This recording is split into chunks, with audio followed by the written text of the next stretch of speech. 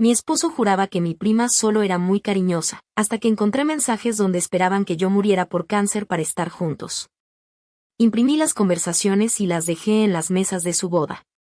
Nadie brindó y el novio se fue antes del pastel.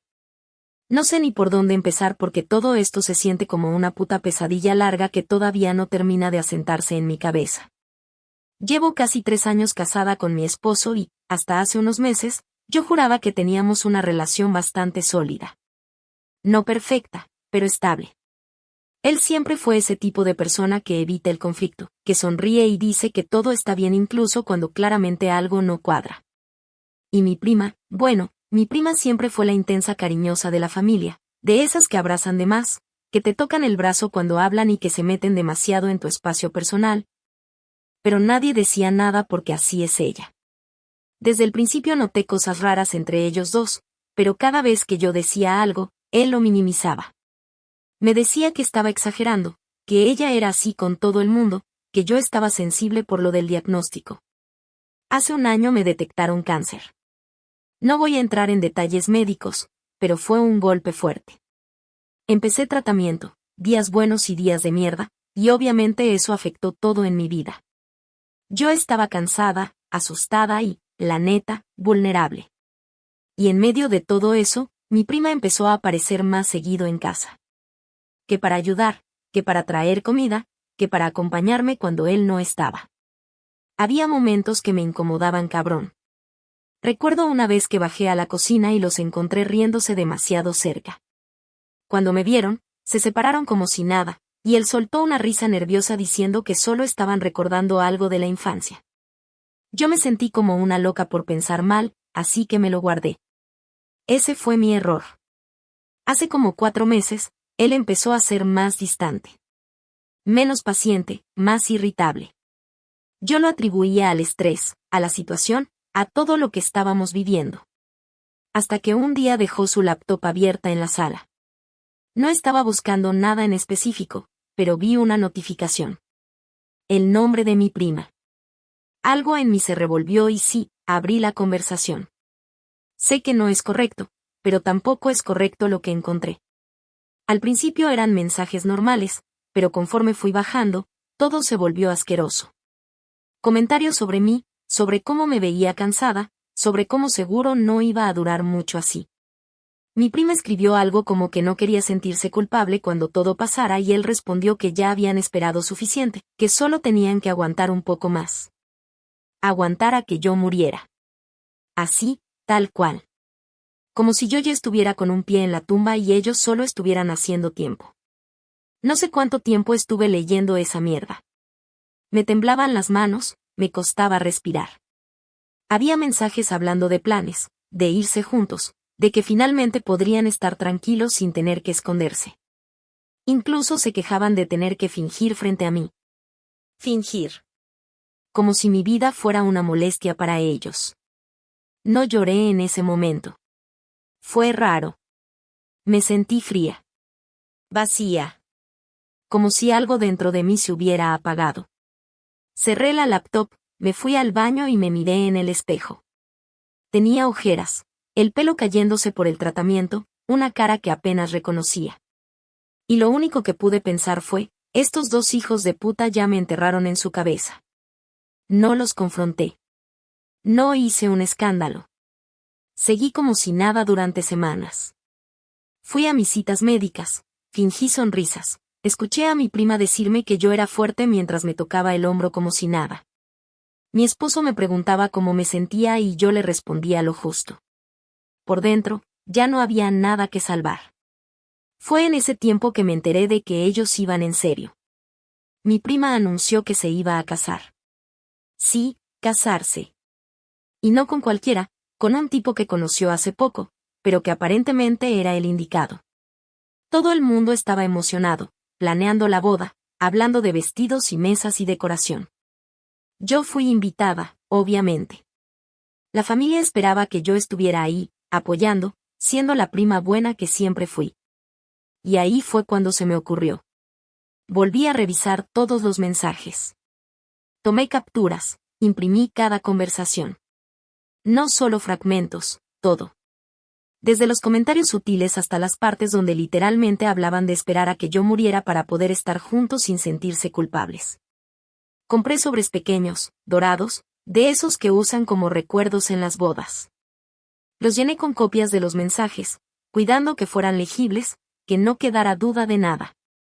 El día de la boda me arreglé como pude. No iba a dar lástima, no ese día. Llegué temprano, ayudé a acomodar cosas, saludé a todos como si nada. Nadie sospechó una mierda. Antes de que empezara la ceremonia, dejé un sobre en cada mesa. Nadie los abrió de inmediato, claro. ¿Quién abre un recuerdo antes de tiempo? La ceremonia fue normal. Votos, aplausos, fotos. Yo estaba sentada ahí, viendo a mi prima sonreír como si fuera la persona más feliz del mundo, mientras sabía exactamente el tipo de basura que era. La recepción empezó y en algún punto alguien abrió uno de los sobres. Luego otro. Y otro. No fue inmediato, pero el cambio en el ambiente se sintió como un golpe. Susurros, caras incómodas, gente volteando a ver a la mesa principal. Vi a una tía levantarse y acercarse a mi prima con el papel en la mano. Vi al novio fruncir el ceño, pedirle explicaciones. Todo se empezó a ir al carajo en cuestión de minutos. Nadie brindó.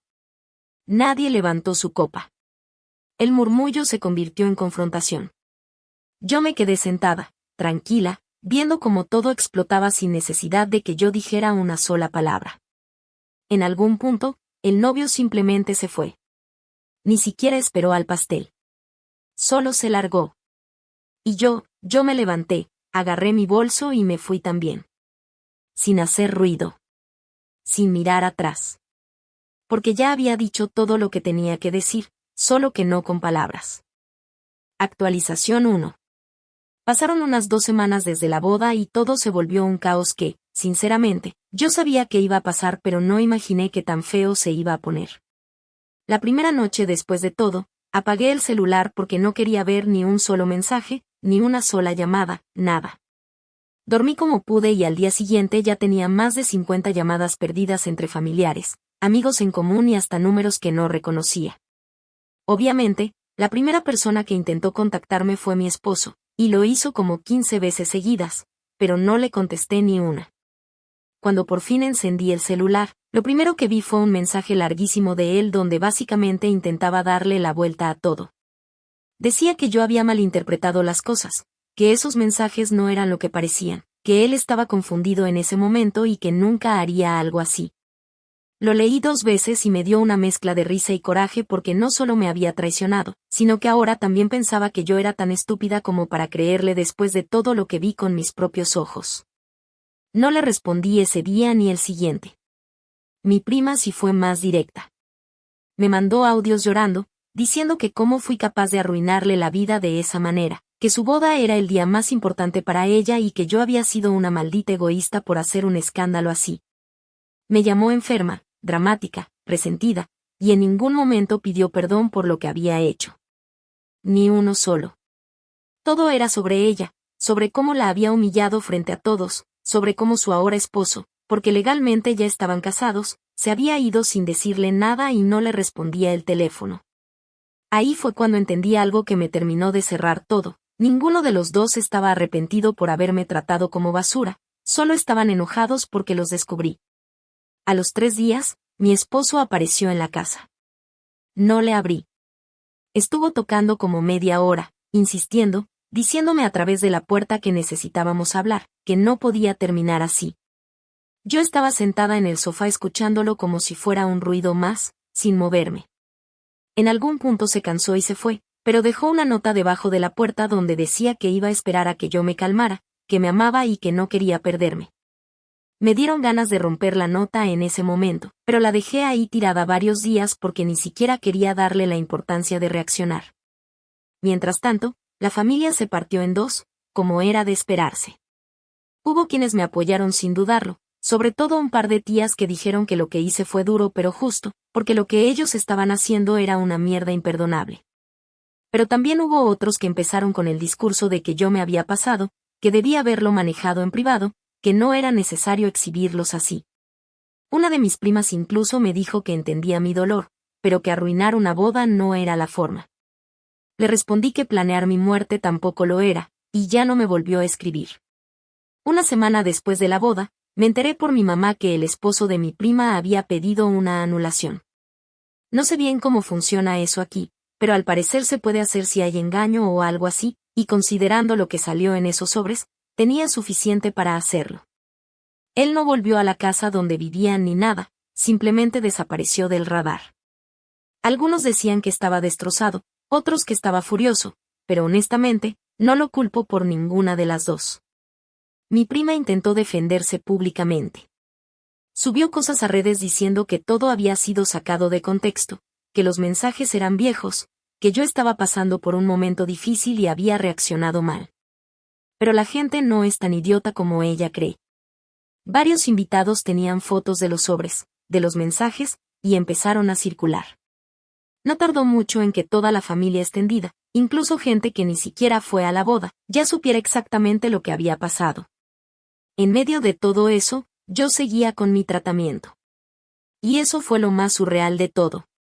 Iba a mis citas, me sentaba con el doctor, hablábamos de cómo estaba respondiendo mi cuerpo, y luego salía y tenía mensajes de familiares peleándose entre ellos por lo que yo hice. Era como vivir dos realidades al mismo tiempo, una donde estaba luchando por mi salud y otra donde todo lo demás se estaba cayendo a pedazos. 2 semanas después, finalmente respondí a mi esposo. No porque quisiera arreglar nada, sino porque necesitaba cerrar ese capítulo. Le escribí un mensaje largo donde le dije que no me debía explicaciones, que lo que hizo fue suficiente para borrar cualquier cosa que alguna vez sentí por él, y que iba a empezar el proceso de divorcio. No le di espacio para responder, solo lo bloqueé después de enviarlo. Ese mismo día contacté a un abogado. No tenía ganas de pelear más de lo necesario, pero tampoco iba a dejar que él saliera limpio de todo esto. Habíamos construido cosas juntos, había dinero de por medio, decisiones, y no iba a hacérmela fuerte dejándolo todo atrás como si no importara. Si él fue capaz de esperar a que yo muriera para rehacer su vida, entonces yo podía perfectamente asegurarme de que enfrentara las consecuencias en vida.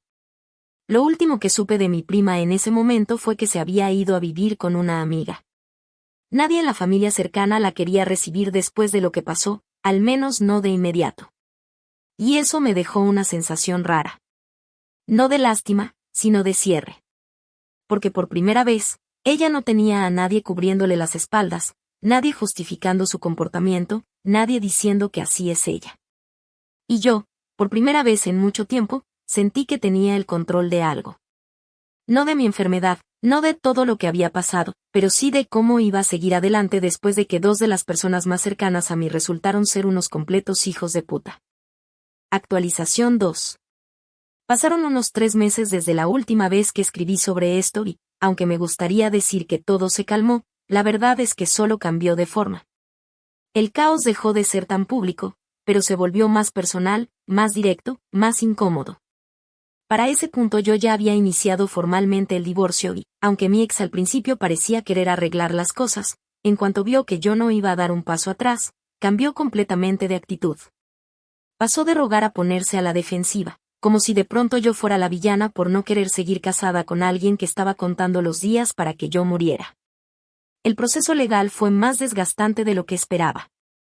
No tanto por la complejidad, sino por la actitud de él.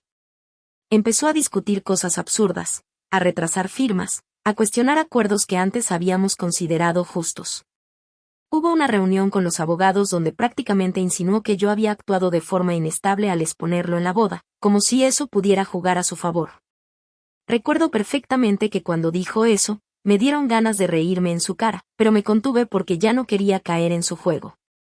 Mi abogado fue claro y le dejó saber que había pruebas suficientes de su conducta, no solo para el divorcio, sino para dejarlo muy mal parado si intentaba seguir por ese camino. Después de eso, bajó un poco la intensidad, pero el ambiente siguió siendo tenso. Mientras tanto, mi tratamiento siguió avanzando. No fue fácil, hubo días en los que me sentía completamente agotada, otros donde apenas podía levantarme de la cama, pero también hubo pequeños avances que me dieron algo de esperanza. En una de las consultas, el doctor me dijo que estaba respondiendo mejor de lo esperado. No lo voy a romantizar, No fue un momento de película ni nada por el estilo, pero sí fue la primera vez en mucho tiempo que sentí que tal vez no todo estaba perdido. Y esa idea, aunque fuera pequeña, cambió mucho mi forma de ver todo lo demás. En medio de eso, mi ex volvió a intentar contactarme, pero ya no de la misma forma. Esta vez fue más frío, más calculado. Me mandó un correo donde básicamente decía que quería cerrar esto de manera civilizada y que esperaba que yo dejara de complicar el proceso. Lo leí varias veces y lo único que pensé fue que tenía un descaro impresionante. Nunca respondió por lo que hizo, nunca pidió perdón de verdad, y ahora quería que yo fuera la madura que facilitara todo. No le respondí directamente, dejé que mi abogado manejara todo porque ya no tenía energía para lidiar con sus tonterías. De mi prima supe menos, pero lo poco que llegó a mí fue suficiente para entender que su situación no mejoró en absoluto. Su intento de limpiar su imagen en redes no funcionó, de hecho, le salió peor. Gente que antes la apoyaba empezó a tomar distancia, y varios conocidos en común dejaron de hablarle completamente. Incluso una de sus amigas más cercanas terminó alejándose porque, según me contaron, descubrió que mi prima también había hablado mal de ella a sus espaldas.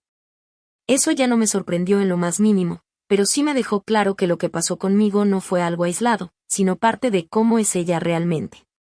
Un día, sin previo aviso, mi prima me escribió. No fue un mensaje largo ni dramático, fue algo corto, casi seco. Me dijo que esperaba que estuviera contenta, que había destruido su vida, y que ojalá todo hubiera valido la pena. Me quedé viendo el mensaje un buen rato porque, honestamente, me sorprendió que después de todo todavía pensara que esto era sobre venganza sin motivo. No le respondí de inmediato. Me tomé un día entero antes de escribir algo, y cuando lo hice, fui directa. Le dije que ella y mi ex fueron quienes destruyeron todo en el momento en que decidieron esperar mi muerte para poder estar juntos, que yo solo me aseguré de que la verdad saliera a la luz. No la insulté, no le grité, no me desahogué. Solo le dije eso y la bloqueé. Lo más extraño de estos meses fue darme cuenta de cómo cambia la gente cuando dejas de permitir ciertas cosas.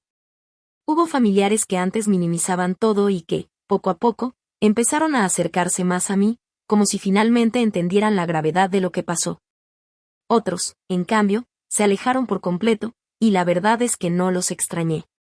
Era como si todo esto hubiera servido para limpiar mi entorno, aunque el proceso fuera una mierda. También empecé terapia. No porque alguien me obligara, sino porque me di cuenta de que estaba cargando demasiadas cosas al mismo tiempo. La enfermedad, la traición, el divorcio, todo junto. Las primeras sesiones fueron incómodas. No me gusta hablar de mis cosas con desconocidos, pero poco a poco fui soltando. Y algo que me dijo la terapeuta se me quedó muy grabado, que lo que hice en la boda no fue una locura, fue una reacción a una traición extrema. No lo justificó completamente, pero tampoco lo trató como si yo fuera la mala de la historia. Y eso, por extraño que suene, me dio algo de paz. El divorcio todavía no está finalizado, pero ya está en una etapa donde es más cuestión de tiempo que otra cosa. Ya no hay tantas discusiones, ya no hay tantos intentos de manipulación. Es como si él también se hubiera cansado, o tal vez entendió que no iba a conseguir nada insistiendo. Y yo, poco a poco, empecé a reconstruir mi vida desde un lugar completamente distinto. No es una historia de superación bonita ni nada por el estilo, sigo teniendo días de mierda, sigo en tratamiento, sigo lidiando con todo lo que pasó. Pero al menos ya no estoy rodeada de gente que esperaba verme desaparecer para poder seguir con sus vidas. Y eso, aunque suene básico, cambia todo. Actualización final. Pasaron como 6 meses más desde la última vez que conté algo y, por primera vez desde que empezó todo este desastre, siento que ya puedo ver el final de esta historia sin ese nudo constante en el pecho. No es que todo esté perfecto, ni mucho menos, pero hay una diferencia enorme entre sobrevivir día a día y empezar a sentir que realmente estás viviendo otra vez. Y eso, considerando de dónde venía, es un cambio bastante cabrón. El divorcio finalmente se cerró hace poco más de un mes. No hubo una escena dramática, ni un último enfrentamiento, ni palabras finales cargadas de emoción. Fue frío, casi mecánico. Firmas, documentos, acuerdos que se terminaron de ajustar después de meses de estira y afloja. Al final, logré quedarme con lo que era justo, sin tener que ceder más de lo necesario. Él dejó de pelear cuando entendió que no iba a ganar nada prolongando el proceso. La última vez que lo vi fue en una de las citas legales finales, y lo único que noté fue lo distinto que se veía. No en el sentido físico, sino en la actitud. Ya no había ese intento de manipular, ni de hacerse la víctima. Solo estaba ahí, serio, evitando mirarme demasiado. No intercambiamos más que lo estrictamente necesario, y honestamente, fue lo mejor. No había nada más que decir entre nosotros. Después de eso, bloqueé cualquier forma de contacto restante. No por rabia, sino por paz. Porque ya no tenía sentido seguir atada a alguien que fue capaz de tratarme como si mi vida fuera una cuenta regresiva conveniente para él. Y lo más extraño de todo fue que no sentí tristeza cuando se cerró ese capítulo. Sentí alivio. Como si finalmente hubiera soltado algo que llevaba demasiado tiempo arrastrando. En cuanto a mi salud, las cosas han ido mejor de lo que esperaba. No voy a decir que estoy curada porque no es así, pero estoy en un punto donde el tratamiento ha dado resultados positivos y los médicos son optimistas. Hay días difíciles, claro, días donde el cuerpo no responde como quisiera y donde el cansancio pesa más de la cuenta, pero también hay días normales. Días donde puedo salir, hacer cosas simples, reírme sin sentir que todo está en pausa. Y después de todo lo que pasó, eso se siente como un lujo. Mi relación con mi familia también cambió bastante. Algunas personas que al principio intentaron justificar lo que pasó terminaron pidiéndome disculpas con el tiempo. No fue algo inmediato, pero poco a poco fueron entendiendo la gravedad de todo. No todos, claro, pero lo suficientes como para que ya no sienta ese ambiente raro en reuniones o conversaciones. Ya no soy la que arruinó una boda, ahora soy la que no se dejó pisotear, y aunque a algunos les cueste admitirlo, saben que fue así. De mi prima no supe nada durante varios meses, hasta hace poco. Me enteré por terceros que intentó mudarse a otro estado, como empezando de cero, pero no le fue tan fácil como pensaba. Al parecer, su reputación la siguió más de lo que esperaba, y eso le cerró varias puertas. También supe que intentó volver a contactar a su exesposo, pero él no quiso saber absolutamente nada. Y sinceramente, no lo culpo en lo más mínimo. Lo último que me dijeron fue que estaba viviendo sola, trabajando en algo temporal, sin mucho contacto con la familia. No sentí satisfacción al escuchar eso, pero tampoco lástima. Fue más bien una sensación neutral, como aceptar que cada quien está viviendo las consecuencias de sus decisiones. Lo más inesperado fue saber que mi ex también terminó completamente solo. Perdió varias amistades en común, su imagen en el círculo social en el que se movía se fue al carajo, y aunque intentó rehacer su vida rápido, al parecer no le ha salido como esperaba. No me alegra, pero tampoco me quita el sueño. Porque ya no es mi problema. Si algo aprendí de todo esto es que hay traiciones que no se pueden suavizar ni explicar de forma bonita. Hay cosas que simplemente cruzan una línea que no tiene regreso. Y cuando eso pasa, uno tiene dos opciones: tragarse todo y seguir como si nada, o hacer algo al respecto, aunque incomode, aunque rompa cosas, aunque deje a la gente hablando. Yo elegí lo segundo, y aunque en su momento fue un caos, ahora puedo decir que fue lo correcto para mí. Sigo en terapia, sigo en tratamiento, sigo armando mi vida poco a poco, pero ya no desde el mismo lugar. Ya no desde el miedo o la inseguridad, sino desde una claridad que antes no tenía. Ya no me cuestiono si exageré, ya no me pregunto si debí manejarlo diferente. Porque cuando recuerdo esos mensajes, cuando recuerdo que dos personas en las que confiaba estaban esperando mi muerte como si fuera un trámite incómodo, se me quita cualquier duda. No sé qué va a pasar en el futuro, nadie lo sabe, pero por primera vez en mucho tiempo, no siento que esté corriendo contra el tiempo ni contra las decisiones de otros. Estoy aquí, sigo aquí, y eso ya es suficiente. Y si algo me queda claro después de todo este maldito desastre, es que hay venganzas que no se planean con gritos ni con golpes, sino con la verdad en el momento justo. Porque a veces, lo único que necesitas para que todo se caiga es dejar que la gente vea quiénes son realmente.